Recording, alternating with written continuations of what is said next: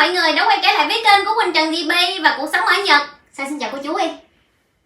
Xin chào cô chú, xin chào Karen, xin chào Papa, minasan xin chào. Konnichiwa. Hôm nay thì Quỳnh sẽ thực hiện theo một cái video theo yêu cầu nữa. Đó là video mà mình sẽ làm về một loại mì. Trời đất ơi. Mình sẽ làm một loại mì rất là nổi tiếng luôn ở trong một cái loại truyện tranh. Và loại mì đó có tên là mì Naruto. Và hôm nay chùm cuối sẽ vào bếp để thực hiện cái món của ngày hôm nay nha mọi người. Và ở đây là tất cả những cái nguyên liệu mà anh Xảo Quỳnh chuẩn bị để mà mình làm cái món xá xíu trước. Tại vì làm cái món này thì nó tốn thời gian á, cho nên hôm nay món xá xíu mình sẽ làm trước một ngày, cũng như là cái món trứng nha. Người ở đây thì gồm có làm rượu mirin nè, rượu sake, nước tương, menchiyu của Nhật, bên đây là đường, là thịt ba chỉ nha. Và ở đây thì nó có trọng lượng là gần 400g nha mọi người, gần 400g. Đầu tiên thì anh Xảo Quỳnh sẽ cắt mấy loại rau củ trước nha. これは煮るときに、一緒に煮て甘みを出します。適当に切っていきます。Củ hành thì anh Xảo Quỳnh xài hết nguyên một củ luôn nha. Mình sẽ cắt làm 4 nhỏ đó thì mình xài luôn cả phần vỏ luôn. 適当に。 Thêm vài lát gừng nữa. Những cái tỏi mà bự bự thì mình sẽ cắt ra làm đôi. これも半分にしていきます。で、ナルトのラーメンは、こっち、本当はこっち。はい。だけど、なんか見た感じこうなってたんで、これで縛っていきたいと思います。Anh nói là Naruto thì mình sẽ quấn cái phần thịt mà thịt mỡ đó mọi người, mình gấp đôi lại.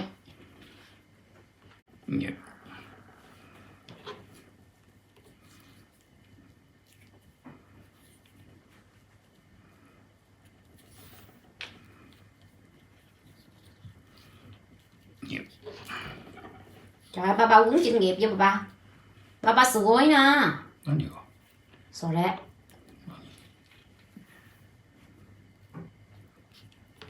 Trời mọi người, có ổng quấn chuyên nghiệp mọi người. Quấn thịt chuyên nghiệp luôn. 紐がほどけないように、あと肉がばらけないように。 Anh nói mình quấn như thế nào mà cho thịt nó không có rớt là được nha mọi người. Anh Xảo Quỳnh sẽ cho vào bên trong nồi này là một chút xíu dầu mè.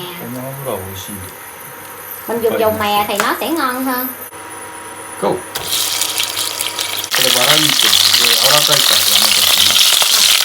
Anh Xảo Quỳnh nói là nếu mà cái phần thịt mà nó cảm thấy cứng á, thì mình có thể dùng cái xiên que mà mình đâm vào để cho cái phần gia vị nó dễ thấm vào trong hơn. Bây giờ anh Xảo Quỳnh sẽ bỏ hết những cái phần rau củ.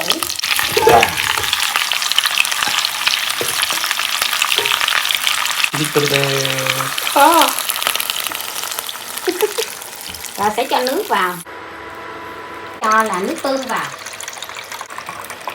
Thì phần nước tương sẽ cho vào đây là 180ml nha. Thì phần osake hay là còn rượu gọi là rượu của Nhật đó mình cũng cho vào ở đó luôn là 180ml luôn. Rượu mirin thì anh Xảo mình sẽ cho vào đây là 50ml. おお、いっぱいだね。3、甘くした方が美味しくなります。デブにはなります。 Anh Xảo Quỳnh sẽ cho vào đây là 4 muỗng cà phê đường. Anh nói là cho ngọt một chút xíu thì nó sẽ ngon và nó chuyển vị của Nhật hơn, nhưng mà nó sẽ dễ gây mập nha. Rồi anh Xảo Quỳnh sẽ cho một cái miếng こうやったらほら汁が玉ねぎの上も来たでしょ。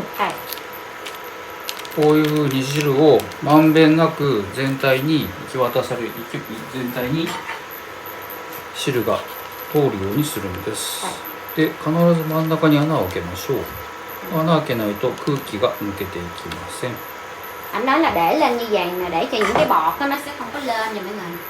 Và những cái phần rau củ nó chìm xuống. Và bây giờ mình sẽ ninh cái này khoảng là 2 tiếng nữa. Ở phía bên đây thì Quỳnh chuẩn bị là 10 cái trứng gà nha mọi người.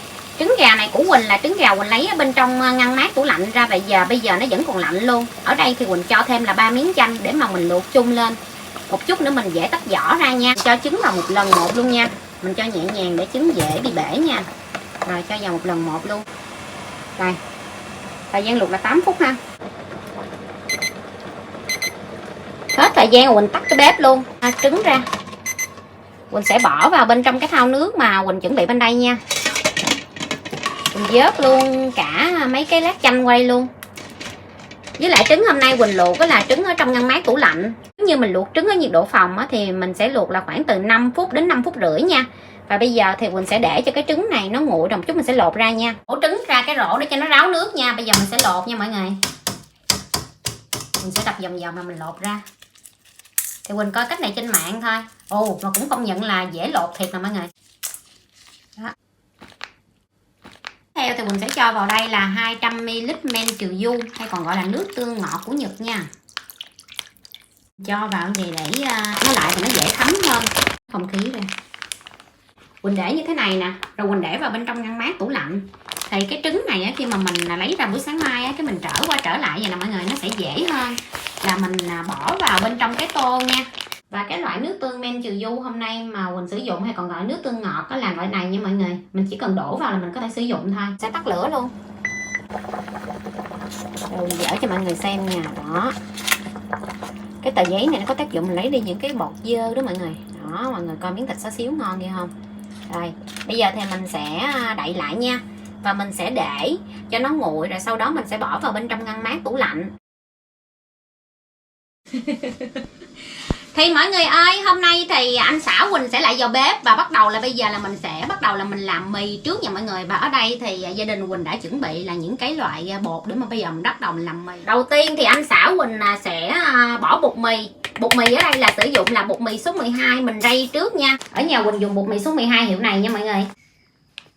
Tổng cộng cái lượng là bột mà anh xã Quỳnh rây là 250g nha, bột mì số 12. Tiếp đến sẽ là bột mì số 8. Loại bột mì số 8 thì là hiệu này. Loại này thì mình có thể là mình pha, mình bỏ vào bên trong bánh kem cũng được luôn, hoặc là bỏ vào bên trong là tempura, bởi vì nó có một cái độ mềm nhất định á. Và ở đây thì nó cũng đã cho sẵn hết rồi, cho nên mình không cần phải bỏ trứng nữa nha. Baking powder. Baking powder. Phải làm giống ổng vẫn mới chịu mọi người.塩.塩 5g. Có. Cái lượng nước cho vào là 200ml. Giờ sẽ bật máy lên để cho nó đắng cho mọi người.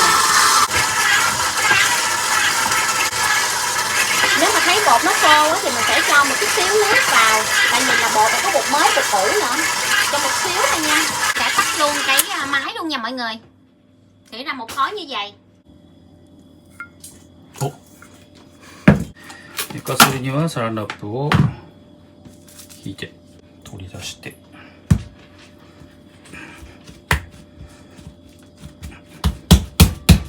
bọc nó lại và mình cho nó nghỉ khoảng 2 tiếng. Ở đây thì gồm có giá, gừng, tỏi, chả cá xoắn, một ít thịt heo. Thì mình muốn ăn bao nhiêu cũng được nha mọi người. Cái này khoảng 50g.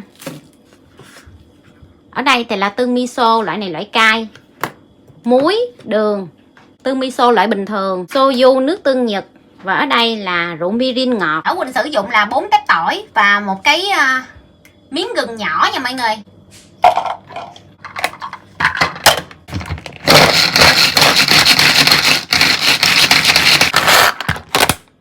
Rồi bây giờ anh xã Quỳnh sẽ cho một ít dầu mè vào bên trong nồi.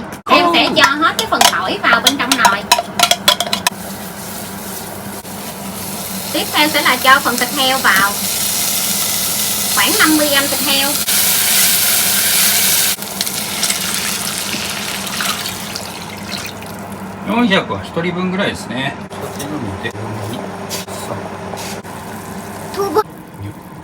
Khi mà mình cho cái tương miso vào thì lúc nào cũng phải là để cái lửa nó vừa nha, chứ để nó sôi lên thì cái tương miso nó không còn ngon nữa. Rồi mình sẽ cho tương miso thường vào. Cái này thì mình gia giảm theo khẩu vị gia đình nha, tùy theo cái loại mình mua là nó mặn nhiều hay mặn ít nha mọi người. Mình ninh khoảng thêm 30 phút nha mọi người. Trời ơi, bây giờ thịt xá xíu nó thơm lắm mọi người, mở cho mọi người xem nè, thơm lắm luôn. Anh xã Quỳnh sẽ lấy một chút xíu cái nước súp mà mình hầm xá xíu bên kia cho vào bên trong cái nồi bên đây luôn, cho cái vị nó đậm đà nha. Đường vào 2 muỗng cà phê đường. Đã Quỳnh nấu xong rồi, bây giờ tới Quỳnh thử nha mọi người.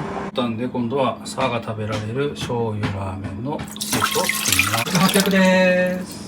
thật sự trong cái chuyện anime này á, thì là nấu theo cái vị là miso nha mọi người. Và Quỳnh thích ăn cay cho nên là Quỳnh nấu theo cái vị là miso cay.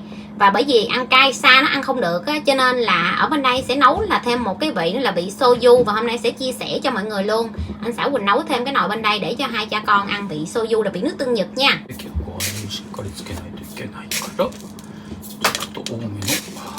Sẽ cho vào đây là 5 muỗng bột nêm gà.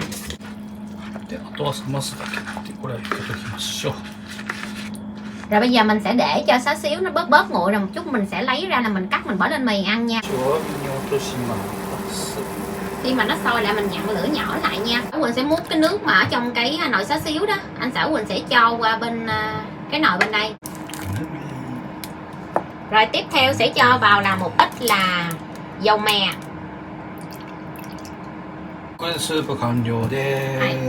Là ở đây là cái vị là vị nước tương Nhật nha mọi người. Tại vì là anh Sảo Quỳnh múc là ở trong cái nồi xá xíu là cái nước súp mà mình ninh ra, cho nên cái này gọi là vị nước tương soju. Bây giờ thì anh Sảo Quỳnh sẽ mở cái máy ra cho mọi người xem bên trong nha.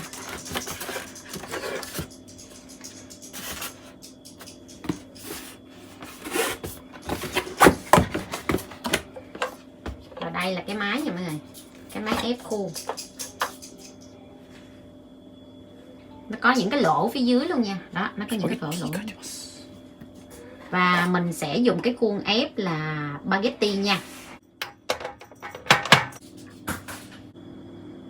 Phía dưới thì anh Sảo Quỳnh sẽ cho vào đây là bột khoai tây để mà mình làm với bột áo nha mọi người.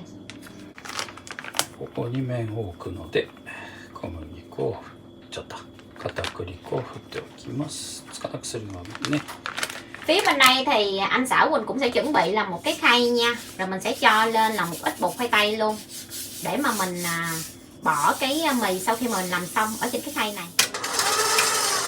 Anh Sảo Quỳnh bật máy múc số 2. Rồi dò những cái viên bột cho nó tròn và dài nha mọi người. Mình cho vào từ từ nha.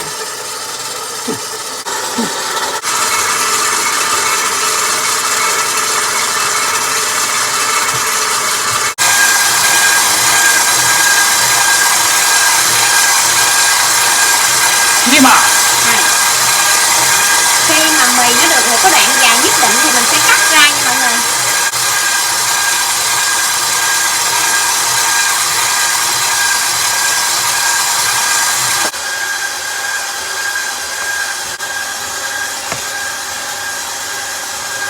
Sau khi mà làm xong thì anh Sảo Quỳnh sẽ lấy cái miếng ráp mình phủ lại nha mọi người. Rồi mình sẽ để cái mì này nghỉ ít nhất là 2 tiếng thì mình mới có thể ăn được. Và thông thường ở Nhật thì khi mà người ta làm mì tươi ra như thế này á, thì người ta sẽ để qua ngày hôm sau ăn thì nó sẽ ngon hơn nha.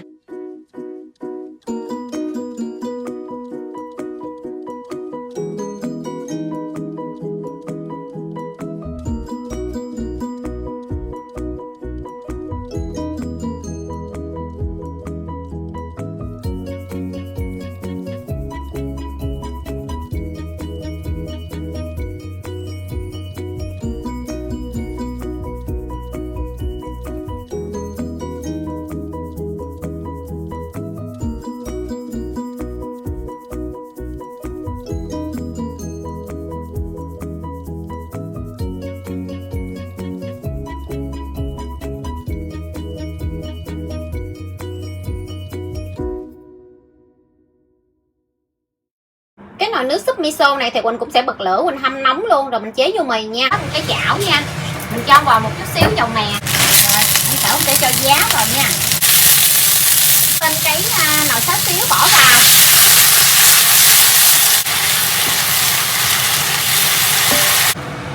Ở đây thì Quỳnh sẽ ăn là 3 dắt mì.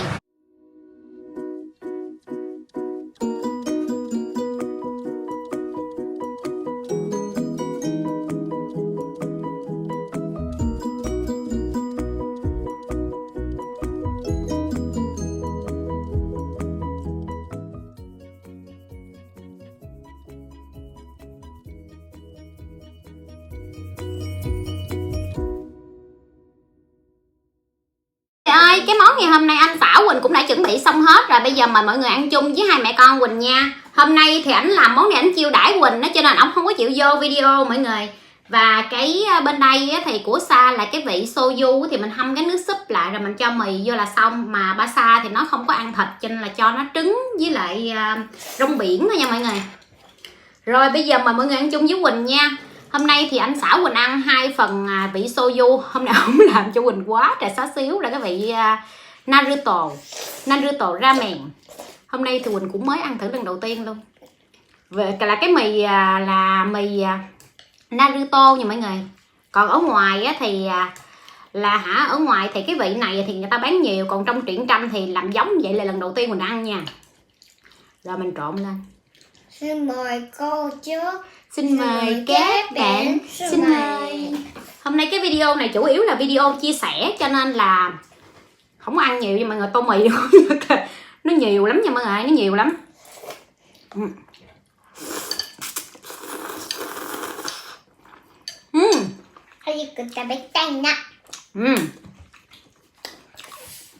Sẽ ăn thử cái biết sao cái xá xíu gì mà Shigeru ramen.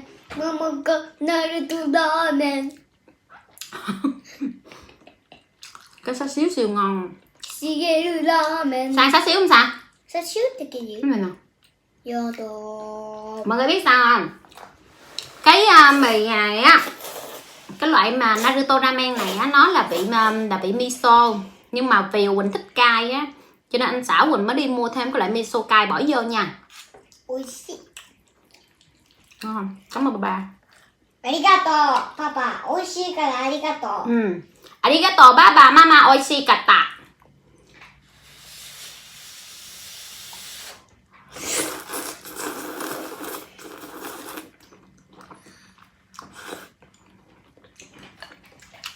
Ăn tô mì á mọi người là làm 2 ngày 2 ngày. Tại vì cái mì á mình làm đáng lẽ là 3 ngày nha mọi người, mình để 2 tiếng mình ăn thôi. Cái mì là làm là mình phải để là qua ngày hôm sau ăn nó mới ngon, nhưng mà mình ăn liền cũng được, thành tươi để ăn 2 tiếng sau ăn. Trong cái mì này hôm nay mà khi em xảo Quỳnh làm á là cái bột mì số 8 á mọi người, là dùng là bột mì làm bánh kem á, cho nên trong đó đã trộn sẵn hết rồi, không có cần phải bỏ trứng nữa nha.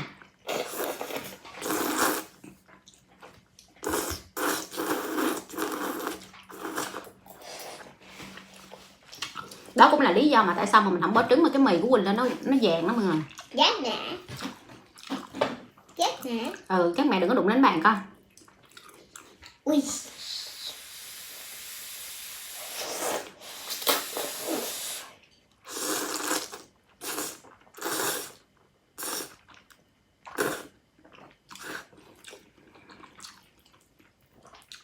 Anh xảo Quỳnh bỏ cho Quỳnh thành 3 dắt rồi mọi người, ăn thấy bà nội luôn.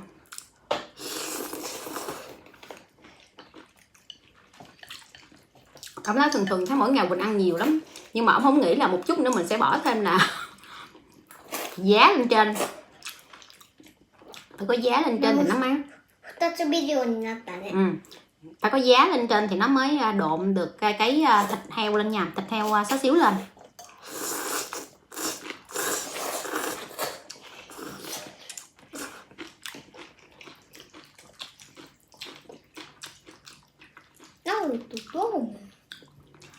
Cái cách nấu này là cái cách nấu dễ nhất nha mọi người, nhưng mà có một số người thì nói nấu là chỗ này khác chỗ kia khác, nhưng mà là mỗi vùng miền có mỗi cái cách nấu khác nhau nha.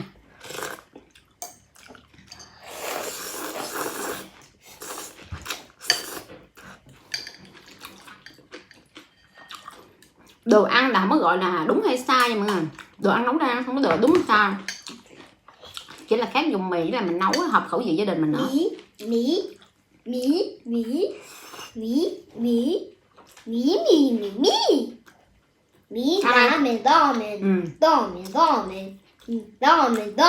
ramen.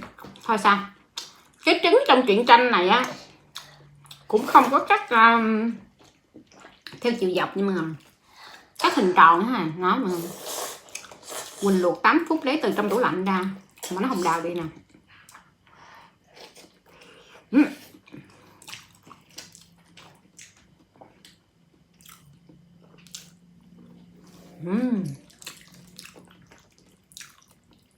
Nói chung là hôm nay cũng là lần đầu tiên ảnh nấu cho Quỳnh ăn mà theo dạng miền Nhật như thế này nha mọi người. Trước giờ không có nấu nha, anh nói là nấu món này cũng cực lắm.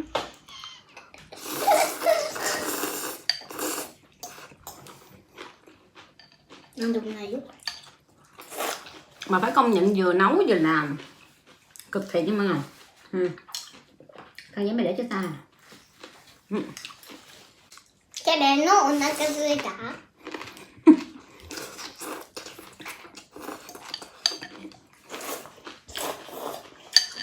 Cái bàn nó ổn là cái gì cả. Cái bàn mà nó ủ cái xưa tàn nó thành con ma, sao chạy luôn. Ngon.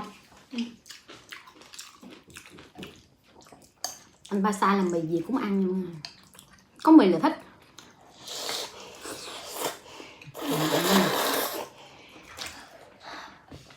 Có một số chỗ tiệm mì á mà người ta không có cắt đôi cái trứng nha, người ta để nguyên trứng luôn.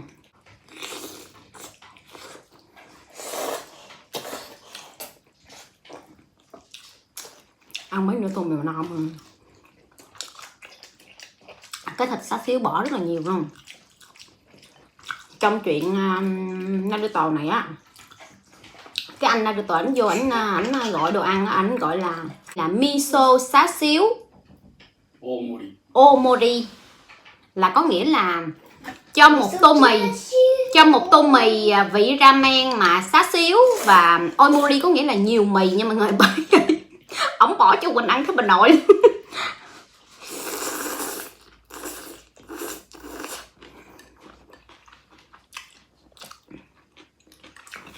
Mà そこ見て、ほら、これ2つになってるよ。なんで？ Anh nói với Quỳnh á, làm là phải làm cho giống. Nhưng mà cái phần mà anh chất thịt lên thì cũng không có được giống lắm nha mọi người. Nhưng mà nói chung là cái vị nó ra vậy đó.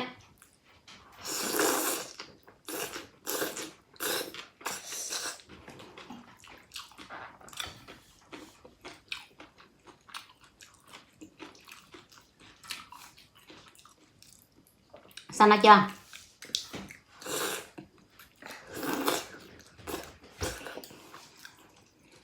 Mọi người biết không? Ở Nhật á, thường những cái miếng xá xíu như thế này á, người ta cắt rất là bự luôn. Cắt rất là... Có nhiều tiệm cắt rất là dày nha mọi người. Cho nên một tô á, người ta để có một miếng thịt thôi. Bởi vì bỏ nhiều nó rất là béo mọi người. Thôi sao ăn đi, sao cụ quái gì. Bây giờ mình sẽ ăn tới cái này gọi là chả cá gì vậy? Chả cá sắn. Một tô là một miếng nha. Gớt rồi để mình lấy ra. Trời ơi, nó bỏ cái nĩa vô rồi cô chú các bạn ơi.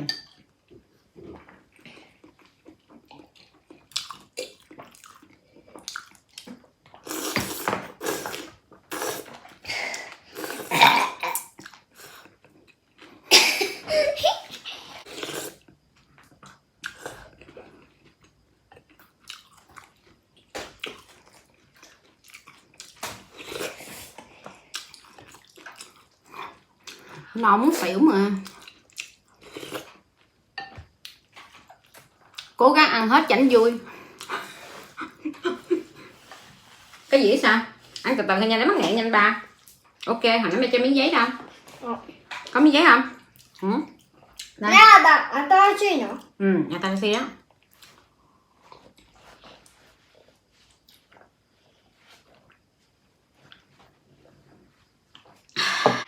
Thì mọi người ơi, cái video của Quỳnh đến đây cũng là sẽ kết thúc nha mọi người. Quỳnh cảm ơn tất cả mọi người đã theo dõi hết cái video của hai mẹ con Quỳnh. Nếu mọi người yêu thích cái kênh của Quỳnh đó, mọi người hãy bấm đăng ký, like, ủng hộ kênh giúp Quỳnh nha. Quỳnh hẹn gặp lại mọi người ở video vào ngày mai. Bye bye. Yeah yeah yeah.